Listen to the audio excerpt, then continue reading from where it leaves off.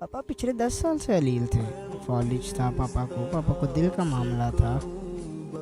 Ulcer का operate हुआ उनको, बड़ी आंत का पेट तो पूरा चाक था मेरे पापा का। टांगें पीछे 30 साल से दर्द हो रही हैं, दोनों टांगें टूट भी गई थी।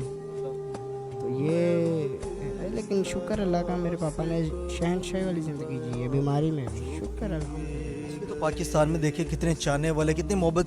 कल जब मैंने जनाजा देखा, जनाजे से पता लग गया था आपने इस दुनिया में कमाया।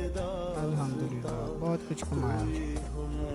सलमान भाई क्या ऐसे लोगों को पैगाम देते हैं जो ये चीज़ें मुझे कुछ पैगाम नहीं देना, मैं फजूल लोगों से बात ही नहीं करना चाहता, ना पैगाम देना चाहता हूँ ना बात करना चाहता। आप पैगाम देना चाह रहे हैं ना बात करना चाह रहे हैं, तो ये कैसे डाउट क्लियर होंगे जो आप लोगों के चाहने वाले हैं, मोहब्बत करने वाले हैं, उनको ये डाउट कैसे क्लियर हो? अरे जिसने अफवाह तो हर कोई बना लेता है यहाँ पर, हर किसी की बना लेता है। कभी तो नवाज शरीफ की बन जाती है, कभी किसी की बन जाती है, ये अफवाहें